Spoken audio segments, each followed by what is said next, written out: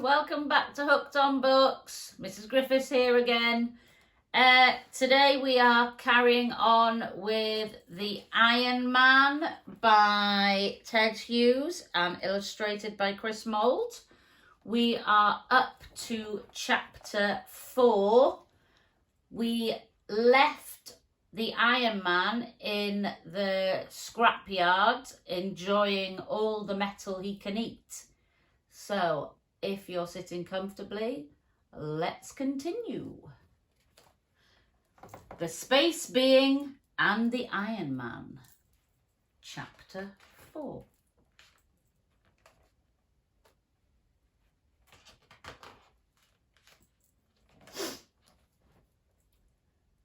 One day, there came strange news. Everybody was talking about it. Round eyes, busy mouths, frightened voices. Everybody was talking about it. One of the stars of the night sky had begun to change. This star had always been a very tiny star, of no importance at all. It had shone up there for billions and trillions and zillions of years in the constellation of Orion, that great shape of the giant hunter that strides across space on autumn and winter nights. In all its time, this tiny star had never changed in any way. Now, suddenly, it began to get bigger. Astronomers, peering through their telescopes, noticed it first. They watched it with worried frowns.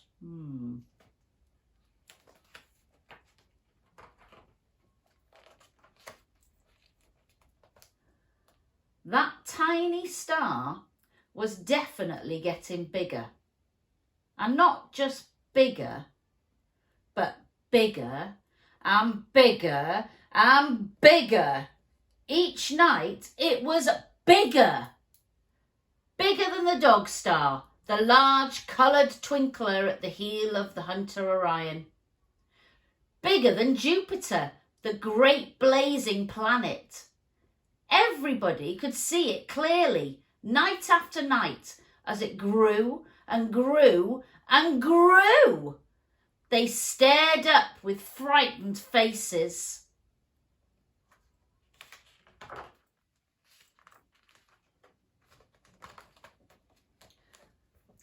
Till at last it hung there in the sky, over the world, blazing down, the size of the moon, a deep, gloomy red. And now there could be only one explanation. That star was getting bigger because it was getting nearer and nearer and nearer and nearer. It was rushing towards the world, faster than a bullet, faster than any rocket, faster even than a meteorite.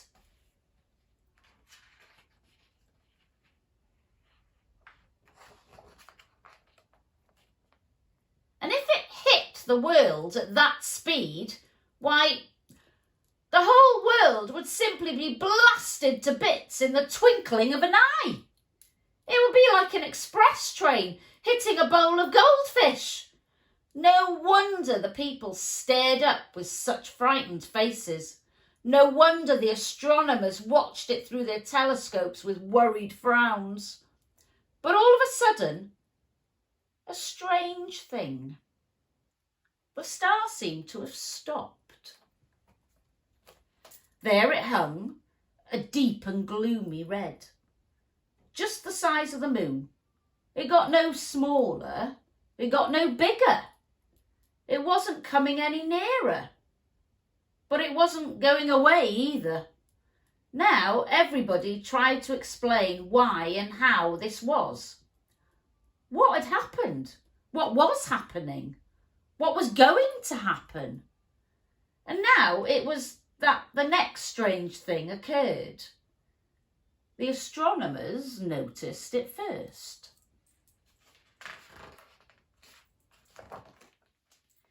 In the middle of the giant star, a tiny black speck had appeared. On the second night, this speck was seen to be wriggling and much bigger. On the third night, you could see it without a telescope. A struggling black speck in the centre of that giant red gloomy star. On the fifth night, the astronomers saw that it seemed to be either a bat or a black angel or a flying lizard, a dreadful silhouette, flying out of the centre of that giant star, straight towards the earth. What was coming out of that giant star? Each night, when the astronomers returned to their telescopes to peer up, this black flying horror was bigger, with slow, gigantic wing beats, with long, slow writhings of its body. It was coming down through space, outlined black against its red star. Within a few more nights, its shape had completely blotted out the red star. The nameless, immense bat angel was flying down at the earth like a great black swan. It was definitely coming straight at the earth.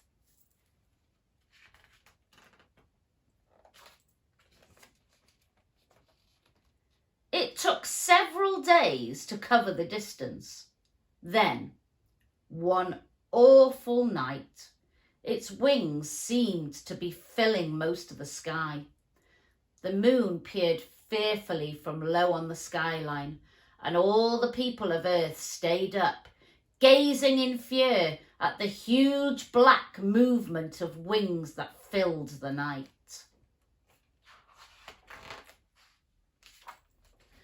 Next morning, it landed on Australia.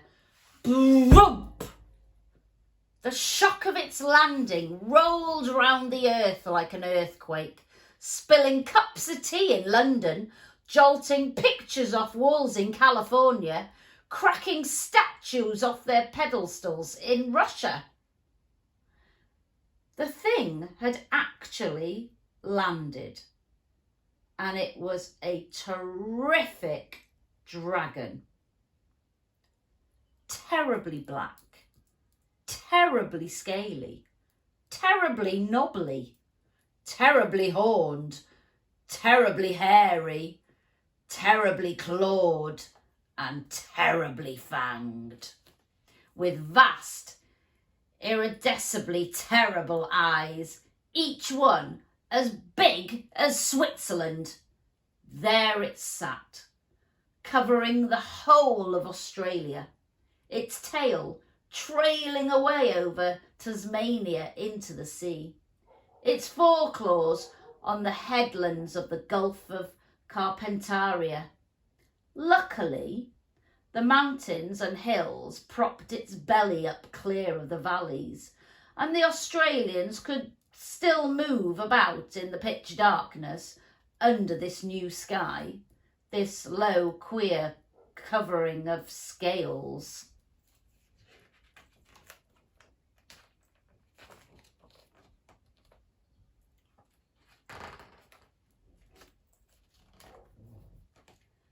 They crowded towards the light that came in along its sides.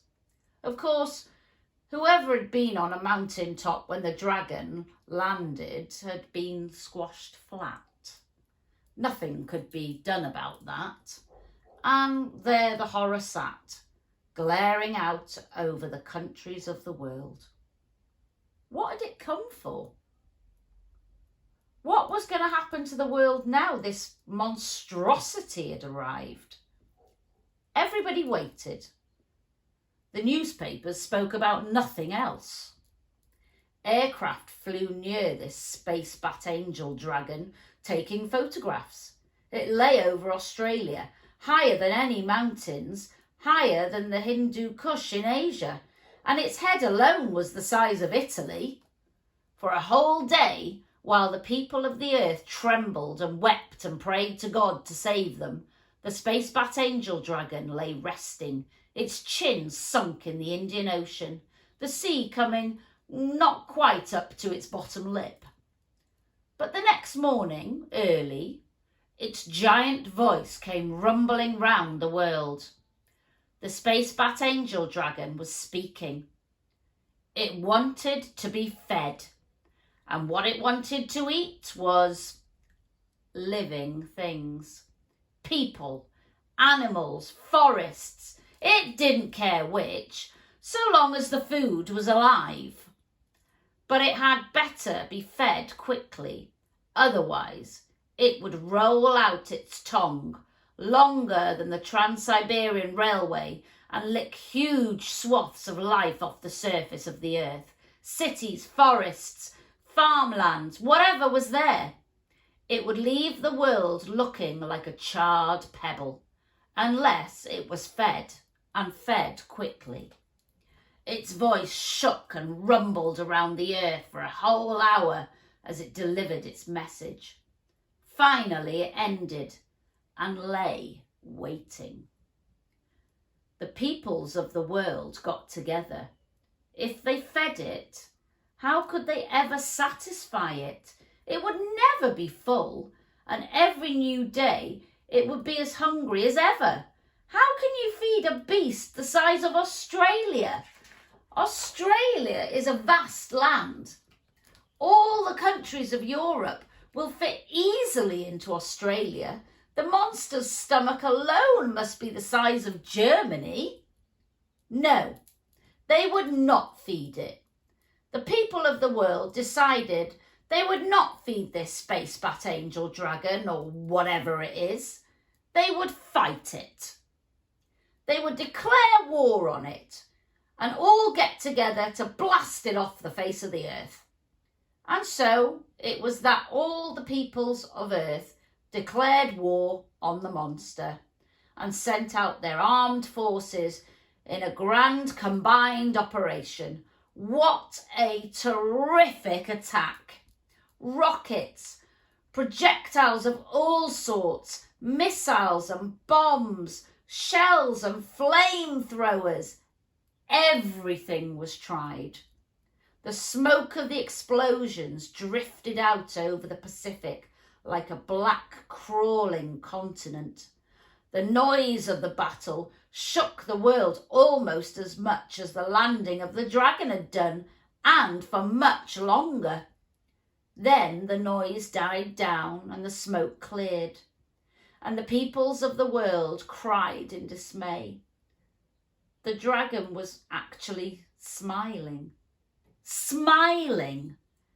Aircraft flying daringly near photographed the vast face smiling, and the picture was in all the papers.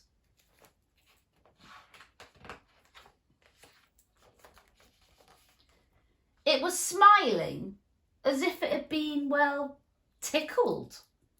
Now the peoples of the world were worried.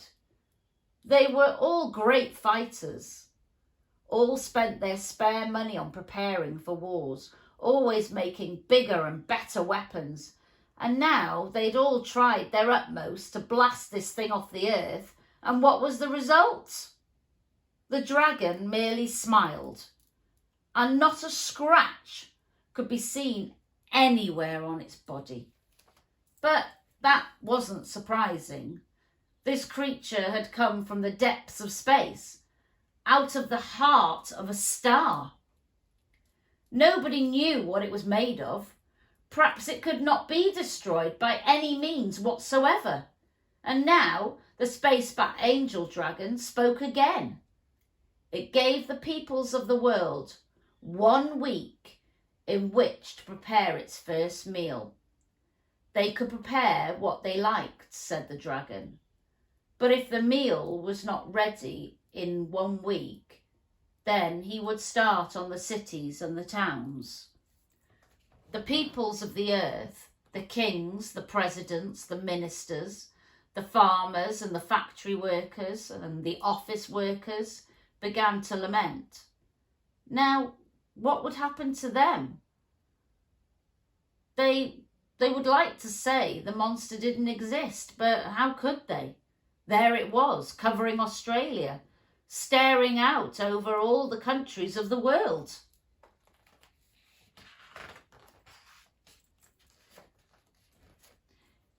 Now the little boy Hogarth heard all about this. Everybody in the world was talking about it, worrying about it. He was sure the Iron Man could do something. Compared to the spacebat angel dragon, the Iron Man wasn't very big, of course. The Iron Man was only the size of a tall tree. Nevertheless, Hogarth had faith in the Iron Man. He visited the Iron Man in his scrapyard and talked to him about this great monster that was threatening the earth. "Please," he asked, "please, can't you think of some way of getting rid of it? If you can't, then it's the end of all of us." The Iron Man chewed thoughtfully at his favourite titbit, a juicy, spicy old gas stove. He shook his head slowly. "Please think of something," cried Hogarth. "If this spacebat angel dragon licks all life off the earth, that'll be the end of your scrap iron. There'll be no more people left to make it."